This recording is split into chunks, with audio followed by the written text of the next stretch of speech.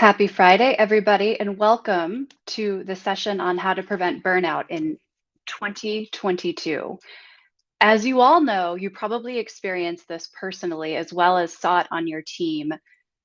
Between December of 2020 and July of 2021, employees reported an 21% increase in burnout and a 17% increase in physical symptoms like stress, muscle fatigue. You know what this feels like, the heavy shoulders, your back that's aching. Burnout, as we all know, manifests not only in our mental capabilities, but also in our bodies. I, after my 4 years in coaching, I have never seen burnout like I did last year. I had a client who came to work with me early last year from Johnson and Johnson, who was a mother of two small children and an executive. And by the time she reached out to me, she had been having repeated episodes of extreme stress to the point where she was experiencing panic attacks for the first time in her life. This is a real thing. I'm going to share the story of what I did with her so you can kind of see the whole arc of how burnout manifests and then what you can do to overcome it. In her situation, we started with first diagnosing what were just the quantifiable things in her life that were weighing her down and how to outsource some of that. So for her, we finally hired help. So she had people who could come in and take care of her kids. Got that off her plate. Then we started to look what we could get off of her plate at work. What we realized is from a quantity standpoint, there were a lot of tasks that she was jumping into and trying to solve that she really didn't need to. And the reason why she was doing this is because she had been trained for so long to be the fixer. It is a pattern that she had gotten herself into. And so we started by going back and diagnosing what was the thought that was triggering that feeling that then prompted her to jump in and solve everything that came across her desk. Once we were able to solve for that and start to really help her hone in on what is the priority instead of I'm going to fix everything and respond to every email and be in every meeting that I'm invited to, she was really able to narrow in on what was important. That got enough off her plate that we were able to go on this journey to really diagnose where she wanted to be in her career because she'd been quite miserable where she was for a while. Very quickly, she found a new role at another healthcare company that paid her more, that gave her a raise, and that gave her much better work-life balance. So after 6 months, not only was she a lot less burnt out, and we saw this in how she rated her level of fulfillment. It went from, I think, a 5 when she hired me to a 9 when we finished working together. But also she just had a much better role that allowed her to live the kind of life she wanted to live. So welcome if you are joining me, TGIF. I'm Executive Career and Leadership Coach Amy Sanchez. I partner with corporate leaders as they move through career transitions to maximize happiness, impact, and earning potential. And a big part of this is making sure that you are tending to the right things as it relates to everything, mind, body, and soul, so that you could be fully present, living your full potential at work. This also ladders up to what kind of work you're doing, and is it a really true complement to the kind of person you are and the needs that you have. So we're going to talk about that in a little bit.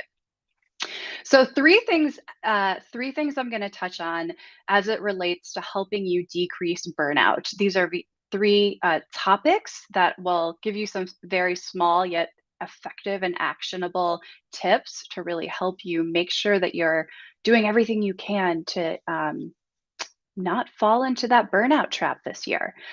We're going to be talking about saying no. How do you set boundaries? How do you set them appropriately in a way that's not going to make you not going to be career limiting? We're going to be talking about how to prioritize. So how do you know what to say no to? And then finally, we're going to be talking about the there's the quantity section of burnout, and then there's the quality section of burnout. So even if you set your boundaries, you say no to the right things, if you're actually working in the wrong type of environment, the chances that you're going to burn out are much greater because you're going to be drained. So let's first talk about saying no and setting more boundaries. And by the way, please jump in with any and all questions and comments that you have. I love to hear from you guys. This makes it a lot more fun and interactive.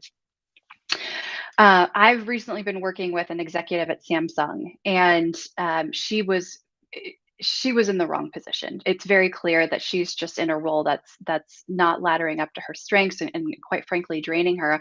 On top of that, because she works on an international account, she often gets asked last minute to jump on calls at 6 p.m. her time at night. And because of this, she got to a point where she just couldn't plan to have a personal life during the week. And that quickly led to burnout. As we started to talk about this, the benefit of not getting pulled into those meetings and creating boundaries between work and life, um, there was a lot of resistance to saying no. What are they going to think about me? What does that say about me and my commitment to the company? What are people going to, what kind of message does that send?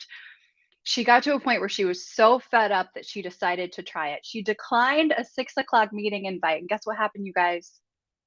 Nobody batted an eyelash. It was not a big deal.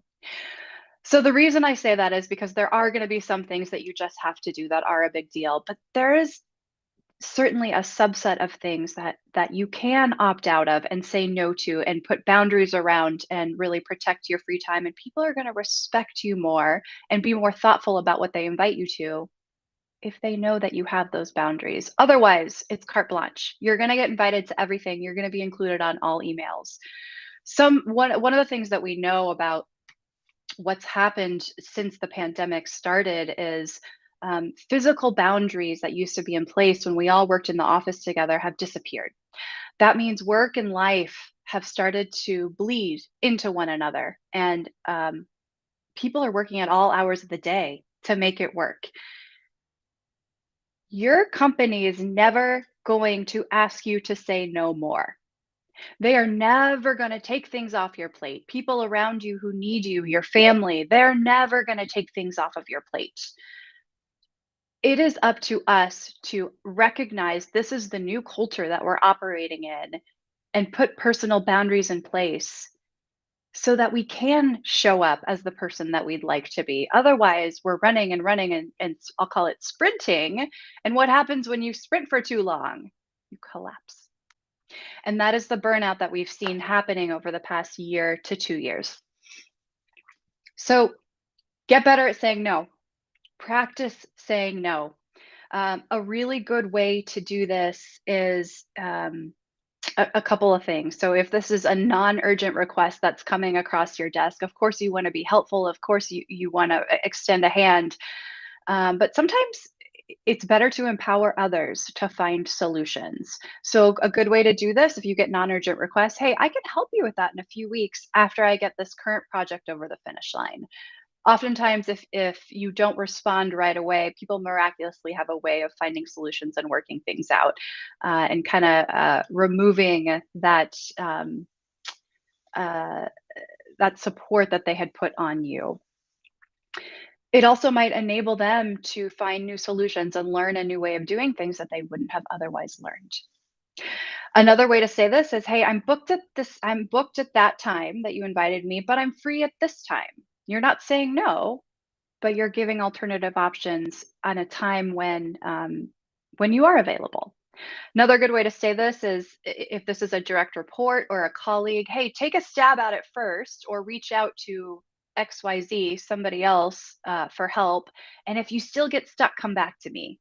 Oftentimes, if you remove that crutch, people will take get the project further along until your involvement lessens, and frees you up to do other strategic work. Finally, we are in this culture of if I don't respond to an email or a voicemail within minutes, people think that I am not a good contributor, that I am not working, that I am subpar. This is something that started to really become ingrained in corporate America is you have to respond to emails in minutes, or something's wrong. this is a habit that we've gotten into, and I'll tell you what happens when we continue to do this. And by the way, this is a lot of people fall into this category, so don't feel bad if you're one of them. But recognize if this is a habit that you've gotten in. Um, when we start to do this, we start to just get in the habit of responding to any and all emails that come over our plate, non-urgent or urgent. So we spend a lot of time doing strategic planning and prioritizing. When we get in the habit of just responding to every email that comes over to our plate, we oftentimes give attention to areas that are not a priority. You, this is the fastest way to spend your energy on things that really don't matter. So a great way to help kind of get you out of this pattern is to set aside certain times of the day when when you respond to email. So don't have your email open all the time. So when you're in a meeting and you start to get these pop-ups that people are emailing, what does that do? It causes anxiety. Oh my gosh, I got to get back to that person. You lose focus in your meeting. You're just in this habit of respond, respond, respond. When you batch and perhaps 3 times a day decide to open your email and look through all the requests and respond to the most urgent ones first, this really enables you to focus in other areas outside of email and stay focused on your strategic initiatives. It also, introducing a pregnant pause also sometimes enables people to find the answer without your help.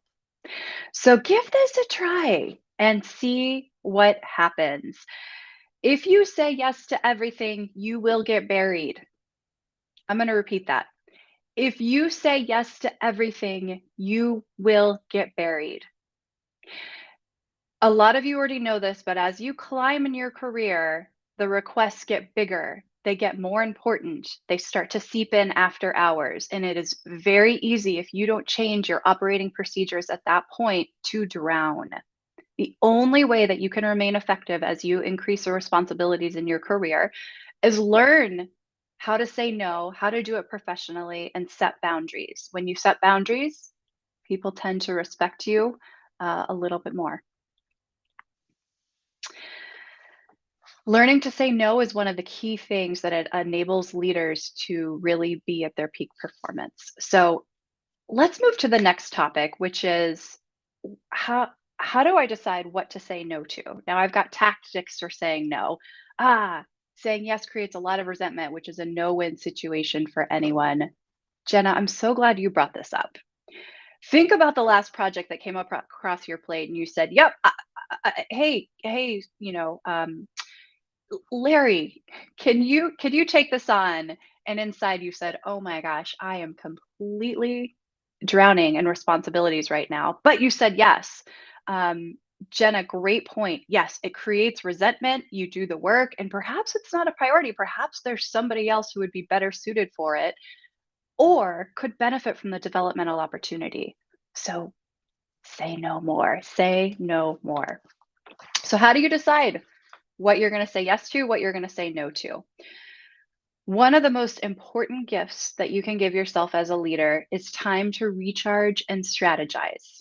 I can't tell you how many leaders come to me that say, Amy, I am so stuck in the weeds that I don't have time to strategize.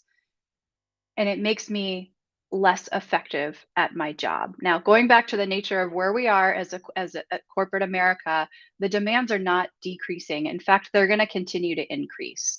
Um, Building this skill set as a leader to learn what you want to focus on and putting all your time and effort in there, that's the flywheel effect. So if anyone has ever heard of that, if you spread yourself thin and focus on everything, it's really hard to get anything done. If you focus on 1 to 3 priorities, put all your time and effort in there, that's where you see the biggest impact. This takes you from moving in crisis mode and drinking from the water hose to being thoughtful and strategic and a more powerful leader. It's really, really hard to make these decisions and decide what you want to focus on when you're in back-to-back Zoom meetings all day. So here's what I want you to do. If you haven't yet done this, set aside time for the year to prioritize what are the 3 things that you want to get done today, both in your personal life and in your professional life. We do this all the time with our companies and business planning, right? Um, They spend hundreds of thousands of dollars on salaries, pulling people into a room to plan for the year. There's a reason they do that because it's really effective. Use that same strategy all that time that you spend business planning for your company and business plan for you and your life. What do you want to focus on this year? What do you want to get done this year? Once you get really clear on that, it's much easier to focus in the right areas and you know what you want to say yes to and what you want to say no to. I'm going to give you an example of this. I worked with a senior executive at a large biotech company, and he was like all of us, getting pulled into just saying yes all the time. What he realized is if he carved aside 10 to 15 minutes in the morning of quiet time at 6 a.m. when nobody in his house was up yet and nobody was on email, he was so much more effective. In that 10 to 15 minutes, he started with a brief meditation, centered himself, and then he wrote down two things. What do I want to get done today? What's one thing that I want to get done today? And what's one thing that I want to say no to today? When he started to track this over time, days when he did this and days when he didn't do this. And he found on days when he did this, he was so much more effective. He got so much more done and he felt better. So those were his measurements. How do I feel and how much do I get done? On days when he didn't do this, that's when he found he started to just respond to emails all the time, pick up phone calls all the time. He went wherever the wind blew. He wasn't rooted in really understanding what he wanted to do. So if you haven't done this yet, I really encourage you to sit down and reflect on what do you want to get done this year.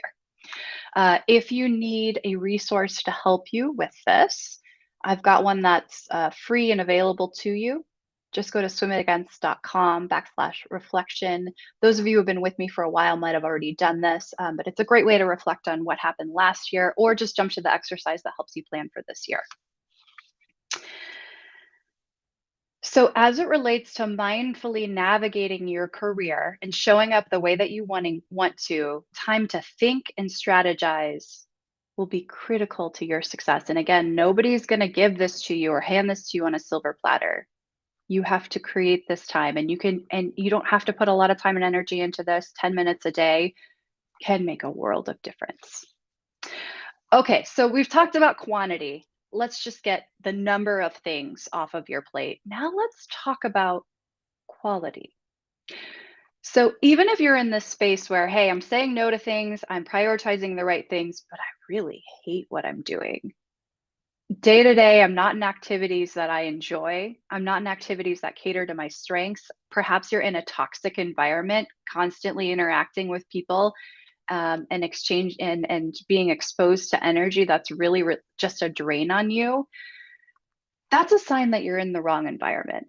And we've seen this from a number of people, right? The great resignation. Now, part of this is just because people were just tired, frankly, tired of being in the same place. They needed change.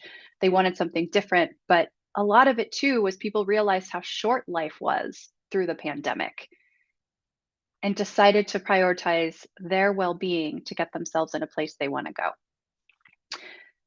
So, how do we know if you're in the right environment? As you reflect on the work environment that you're in, are most of the interpretations that you have to the events and the people that you're interacting with positive? Are they uplifting? Are they motivating? Do you like the work you're doing? Or do you find at the end of every day that you're entirely drained? Now, again, separate quantity from quality. Are you focusing on the right things? Have you lessened your load so you're not just drowning? If so, and you're still really depleted at the end of the day, it might be time to look for something new. Now, a lot of you guys know my story.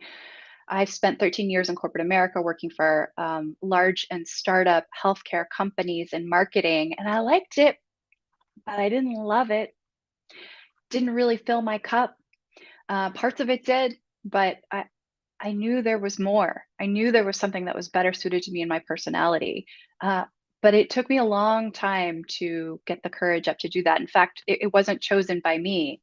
When I announced that I was pregnant to the company that I've been working for in my senior marketing position, they asked me to move and pay out of pocket or resign.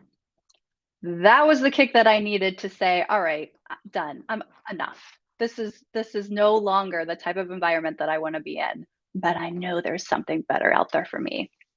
So I went on a journey, I hired a coach, found coaching, and you guys, 4 years later, I can't tell you, I'm so happy that I made this change. I never thought that I'd enjoy what I do the way that I do with coaching. Everybody's got something out there that you're really gonna love and you're really gonna enjoy. And I'll tell you what, when I work with my clients, we take all of the boundaries out.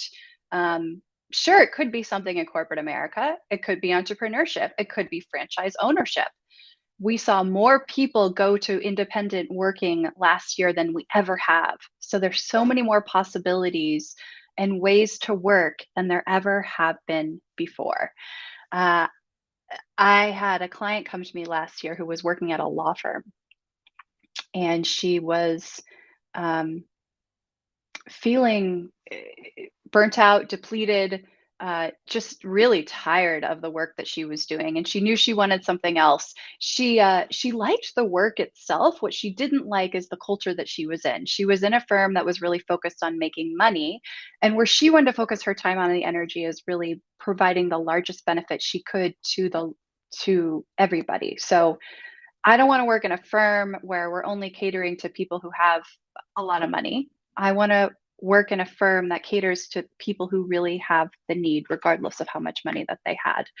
So we went on a journey to really helping her. But there was a lot of fear, by the way. Let me just highlight that. If you're thinking about this career change and there is a lot of fear, that is totally normal. Every large change that we make is accompanied by fear. Fear is an important part of that journey. The key to that is to not to let it derail you, but to look at it square in the eyes, figure out what it's trying to tell you, and use that to fuel your journey. In her case, she was able to do that. We started to uncover what were some of the really destructive self narrative thoughts that were firing and which ones were the ones that were helpful.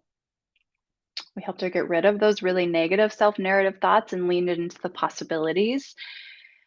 She decided she wanted to open her own law firm where she was doing the work that she loved, but she was catering to all of those in need. And you guys, she opened her law firm last year and her business is going gangbusters. She just sent me an email recently. She is making more money. She is spending less time on her work and she is happier than she's ever been. So this equation is possible. It all starts with, hey, once you get the quantity off of your plate, all of the extra things that are just leading to burnout, and you're to a point where you're saying, yep, this isn't the right environment for me. This isn't the right role for me. This isn't the right fit for me. If you're interested in going on a journey to figure out what the right next step for you in your career would be, I've dropped this link here, swim-against.com/discovery. This is where you can apply for a discovery session. And we can decide if working with a career coach, working with me would be the right fit for both of us. So thank you to all of you who have joined me today. I hope that this has given you something to think about. I encourage you to really start with trying to say no to more things in a very professional and strategic way, and knowing what to say no to. So, spending just a little bit of time thinking about what your priorities are. This is going to help you, it's going to help your team, it's going to help your family, it's going to make you more available for the things that you really need to and want to focus on. Have a great weekend, everybody, and I'll see you next time.